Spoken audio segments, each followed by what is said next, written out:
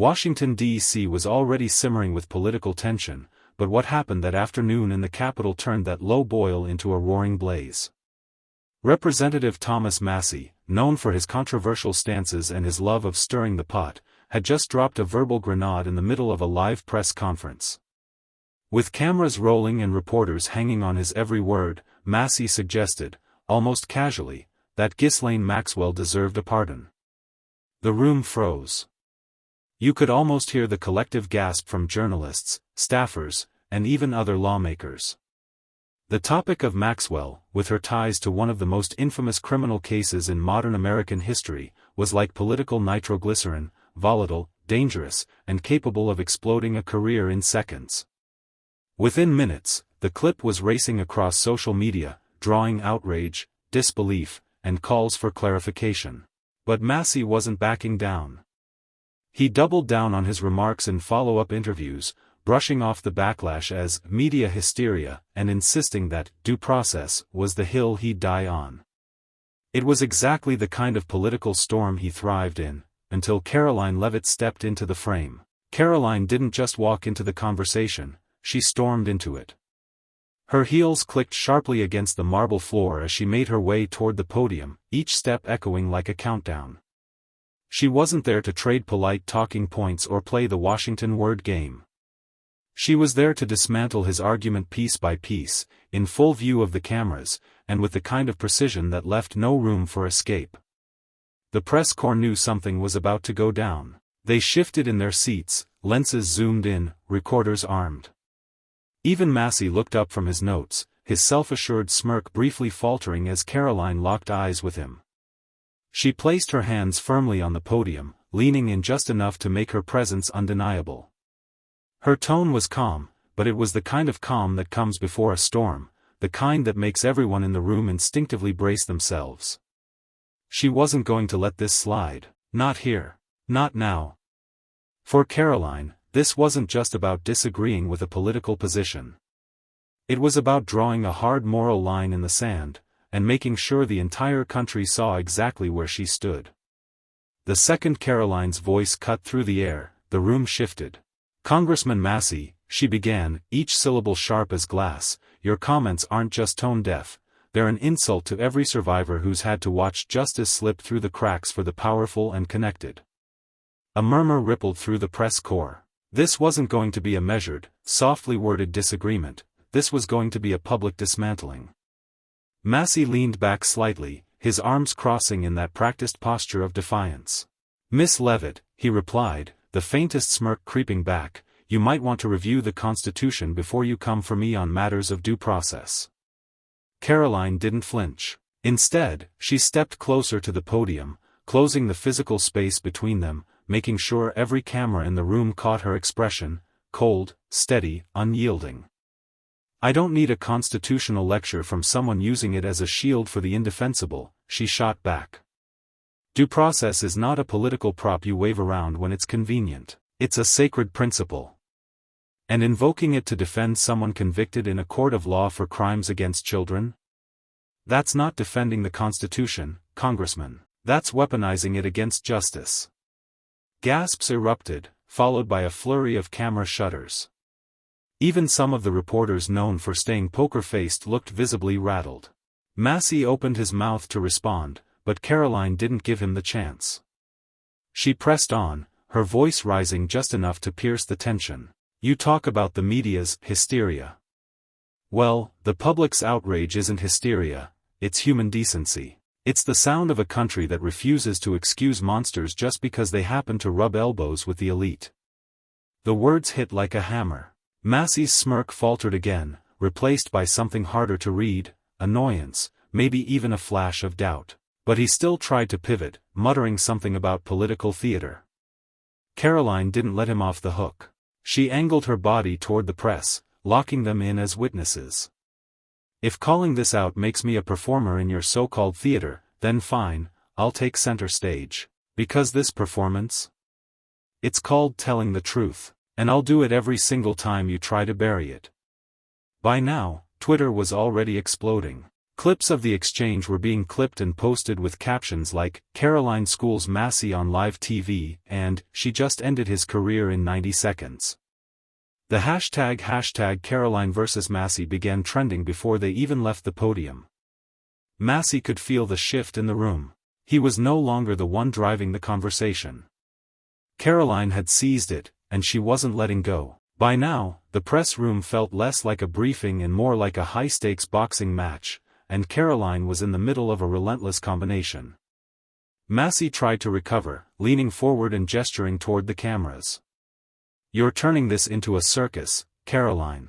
The public deserves leaders who can see beyond media-driven outrage and focus on facts, not emotional outbursts." Karoline's laugh was short, humorless. "Facts? Let's talk about facts." Fact: Maxwell was convicted by a jury of her peers for trafficking minors.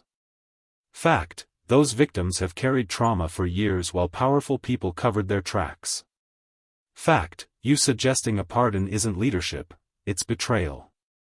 A wave of murmurs rolled through the reporters. Some scribbled frantically, others just stared. Massie's jaw tightened. "It's about principle." She cut him off, her voice sharp as a whip. "No, Congressman, it's about priorities. And yours seem disturbingly out of line with the people you were elected to serve." She stepped forward again, one hand resting firmly on the podium, the other gesturing toward the rows of journalists. "This isn't about political points or social media clout. This is about sending a message: no matter how much money you have, no matter who you know, you don't get a free pass for destroying lives." The room went still. Even the cameramen, usually mechanical in their movements, froze for a second before resuming. Massie tried to shift gears, adopting a patronizing tone. "You're young. You'll learn that the world isn't black and white." That was the wrong move. Karoline's eyes narrowed. "I'm young enough to still believe in justice and old enough to know when someone's hiding behind excuses. If defending the indefensible is what experience looks like, then I'll proudly stay inexperienced." A few reporters actually clapped, something unheard of in that room. Massie's composure wavered, but Karoline wasn't done. She glanced toward the cameras, delivering her final blow directly to the American public. "If the choice is between standing with victims or protecting predators, the answer should take less than a second. And if it takes you longer than that, Congressman, maybe you're in the wrong line of work." It was a mic drop moment, literal and figurative. Her final words hung in the air like smoke after a gunshot. Online, the clip hit 1 million views within an hour. Headlines started popping up: "Levit eviscerates Massie over Maxwell pardon," and "Karoline's line that shut down the room." The narrative was set. Massie hadn't just lost the exchange, he'd lost control of the story. And Karoline had made sure of it. By the next morning, the fallout had already begun. Clips of Karoline's takedown of Massie were everywhere: cable news loops, TikTok stitches, and late-night monologues. But what really stung for Massie was the way voters were reacting. Local radio callers from his own district were livid. One woman's voice cracked with anger: "I voted for you to stand up for the people, not for some billionaire's friend who trafficked children." Karoline was right: maybe you need to think about who you're really serving.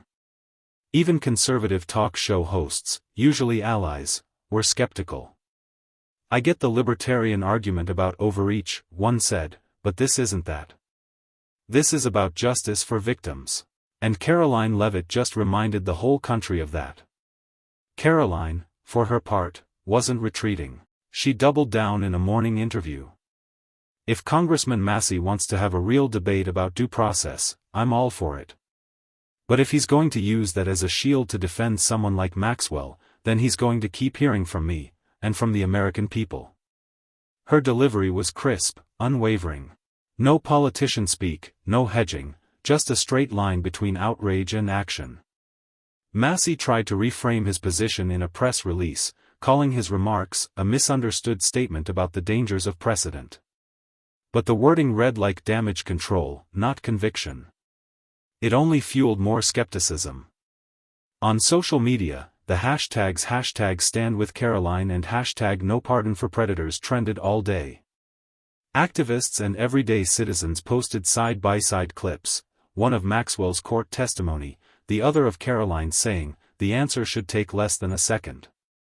The contrast was devastating. Back at Capitol Hill, whispers began about whether Massie had overplayed his hand.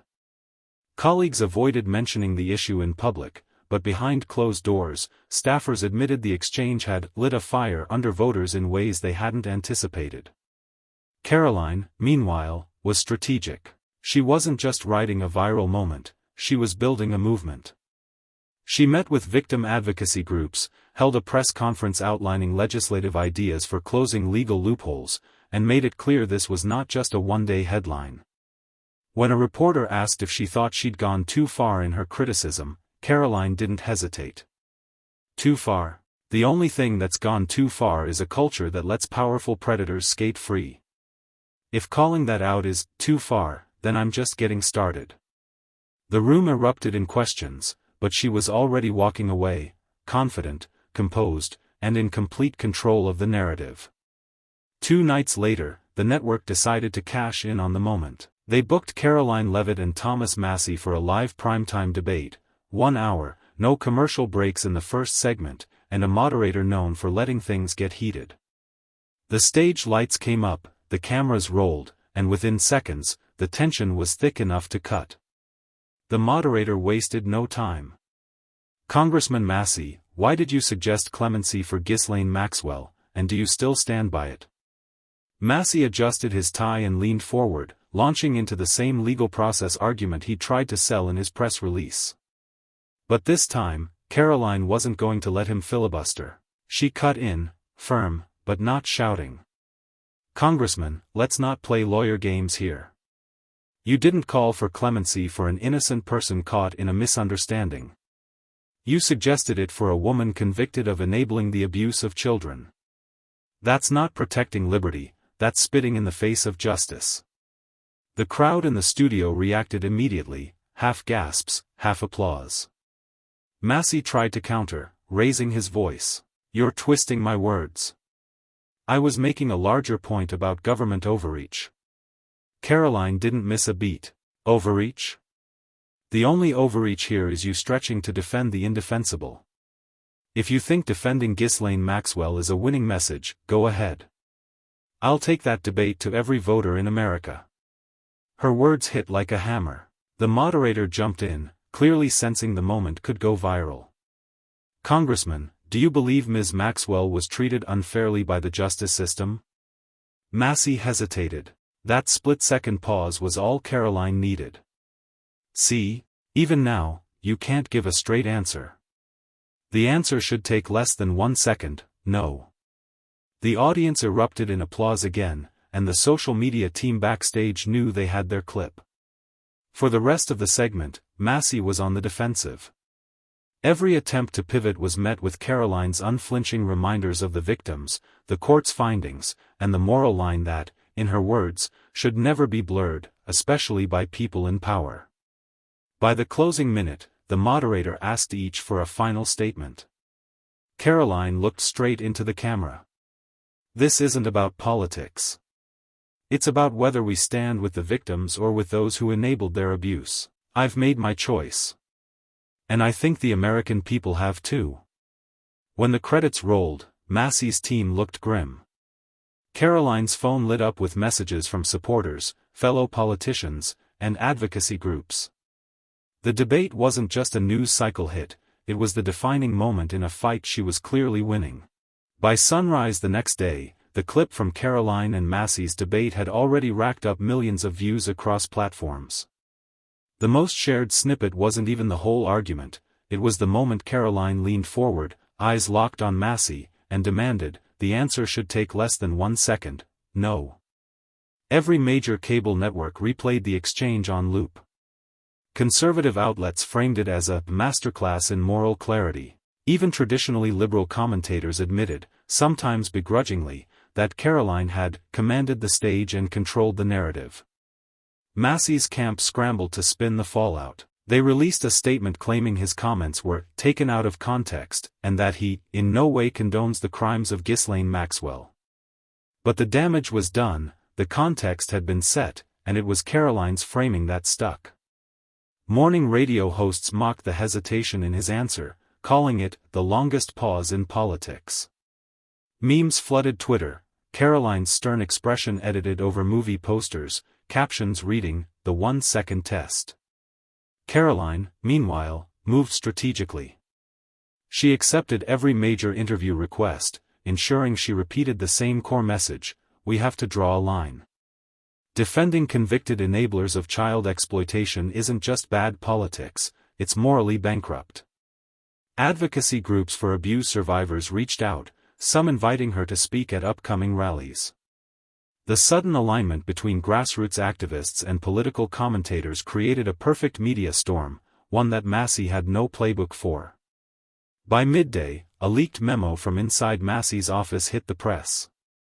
Staffers reportedly warned him weeks ago that the Maxwell comment could blow up in the wrong hands. Now, that warning looked prophetic. On Capitol Hill, whispers started. A few of Massie's Republican colleagues quietly distanced themselves, telling reporters they wouldn't have chosen those words. Karoline capitalized, tweeting, "This isn't about party lines, it's about moral lines." That tweet alone crossed 500,000 likes in under 6 hours. By the end of the day, Massie's team had cancelled 2 planned public appearances.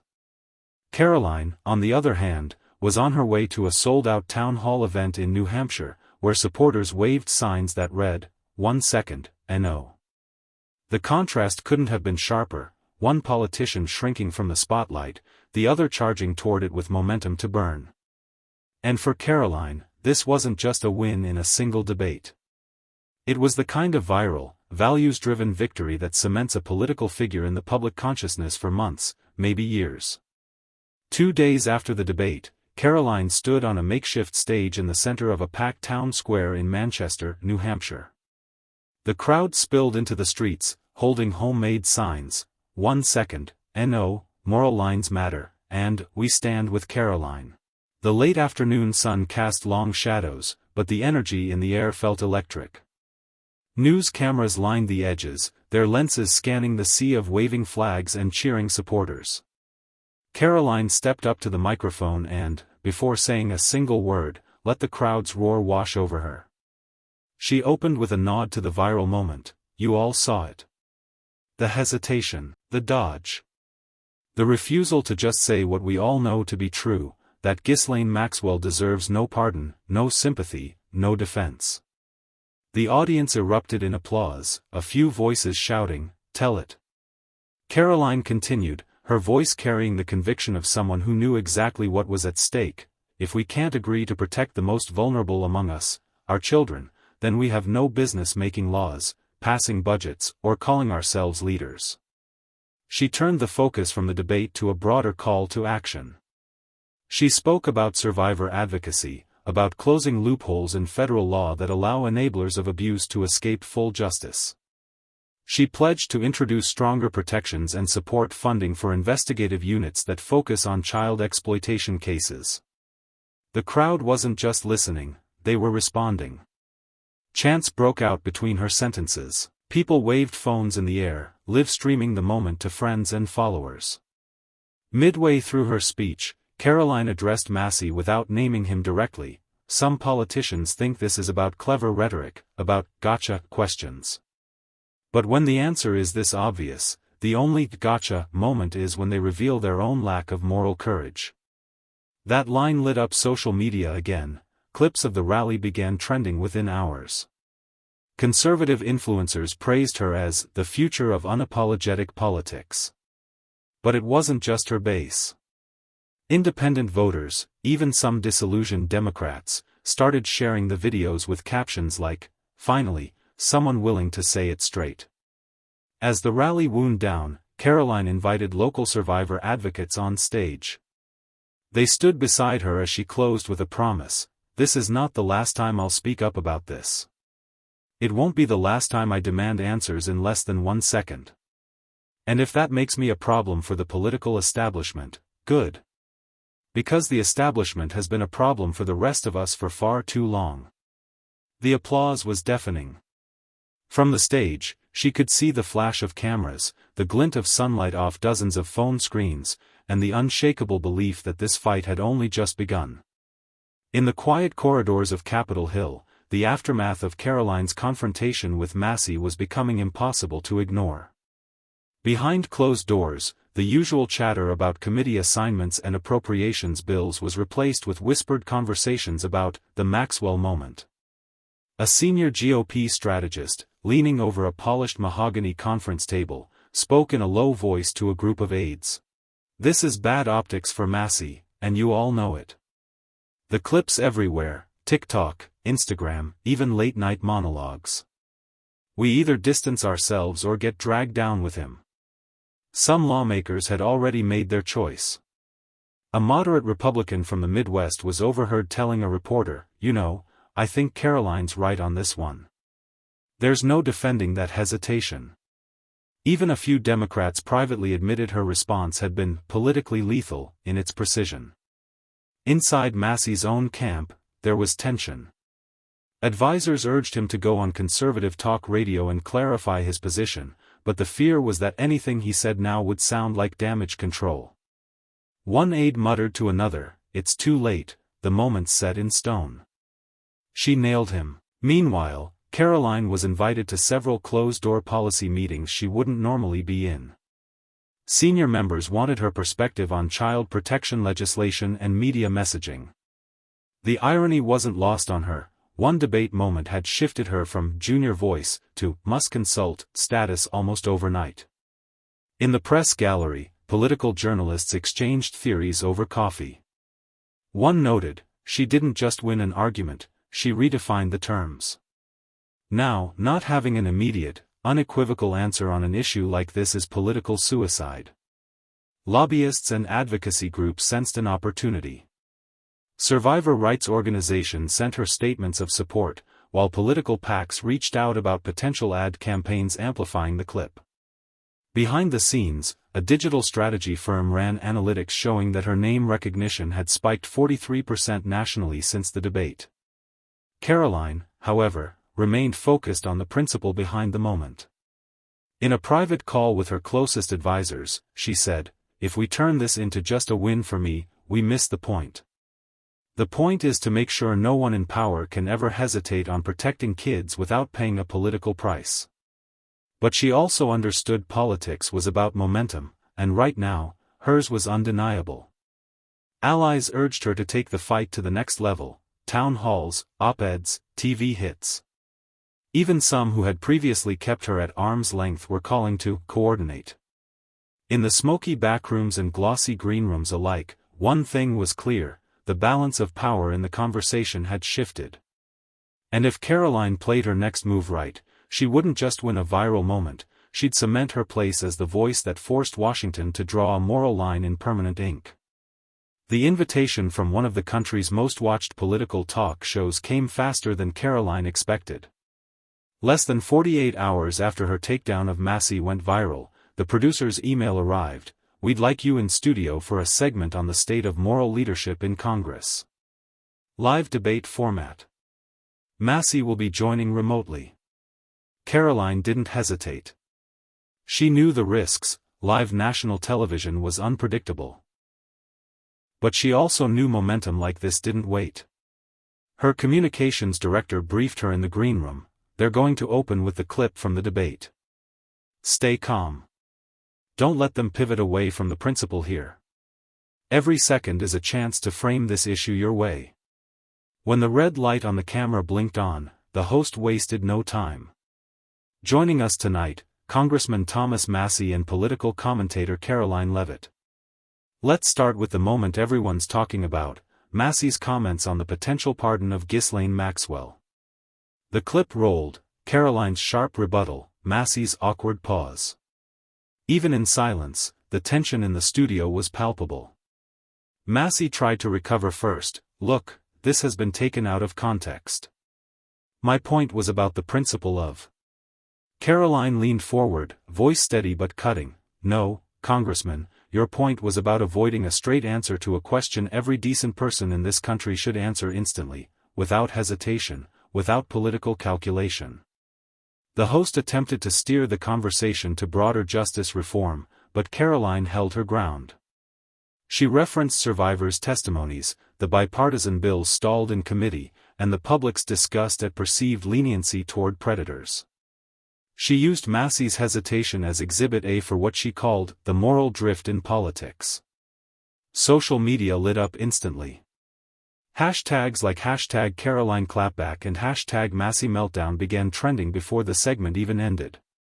Political commentators across networks clipped the exchange for their own shows. In the post-show green room, the producer whispered to Karoline, "You just gave us our highest engagement of the week. Congratulations, you're everywhere." Back in Washington, allies texted her screenshots of headlines already popping up. Levit doubles down on viral moment, Massie cornered again, the hesitation heard round the hill. For Karoline, the win wasn't just in the soundbite, it was in shifting the conversation so that any future politician thinking of dodging such a question would remember what happened to Massie, live and in front of millions. Karoline knew that media victories, no matter how explosive, faded fast if they weren't anchored in something concrete. The morning after her primetime clash with Massie, she walked into a closed-door strategy session with a thick folder in hand, draft language for a bipartisan bill aimed at strengthening sentencing guidelines for high-profile sexual exploitation cases. "This isn't just about winning an argument on TV," she told her team. "This is about making sure there's nowhere for them to hide next time, no ambiguity, no excuses." Her proposal was sharp and symbolic. It mandated that Congress publicly reaffirm its stance against pardons or commutations for convicted human traffickers and their enablers, with specific clauses preventing backroom political deals from undoing hard-won convictions. The bill also introduced enhanced victim protection measures, funded through a reallocation of discretionary DOJ grants. Before taking it public, Karoline personally reached out to two legislators from across the aisle, figures known for their anti-trafficking advocacy but not aligned with her on much else. Both agreed to co-sponsor. The press release hit newsrooms within hours, bipartisan push to close loopholes in justice for survivors. Massie's office, blindsided, issued a curt statement dismissing the bill as political theater. Karoline wasted no time turning that jab into fuel. "If protecting survivors from political bargaining chips is theater, then I'm proud to take center stage."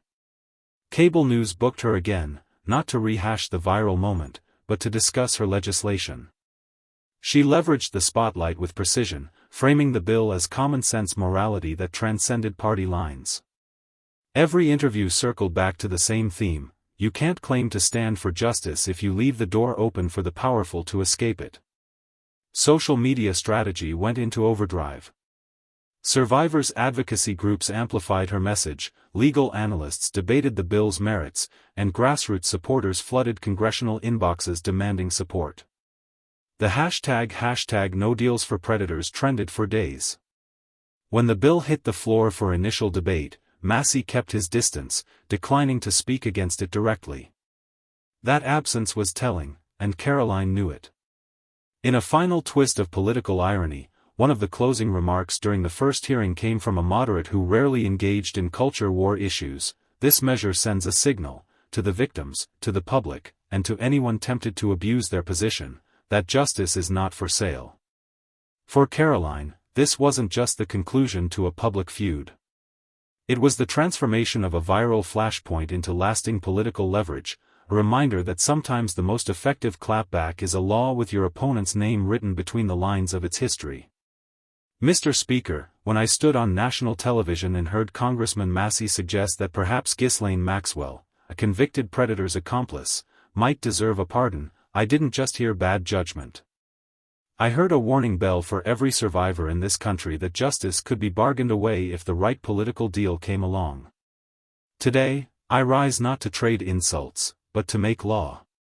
Law that says no predator, no trafficker, no co-conspirator gets a free pass because someone in power decides they're useful or connected. Justice is not a poker chip. It is not a bargaining tool. It is a promise, and we either keep it or we betray the very people we swore to protect. Some have called this bill political theater. If standing between survivors and the people who would betray them is theater, then I'll take center stage every single day. If using my platform to stop the whispers of maybe they deserve a second chance is politics, then yes, I am political. Because protecting the innocent from the powerful is the only politics worth doing. This is not about one debate or one viral clip. It's about whether this chamber will choose to defend the vulnerable or indulge the dangerous. My opponent in this debate told me I was overreacting. I told him then, and I'll tell him now, when it comes to protecting children, there is no such thing as overreacting. We have a chance today to send a message, to every survivor, to every perpetrator, and to every person watching us: justice is not for sale. Not now, not ever.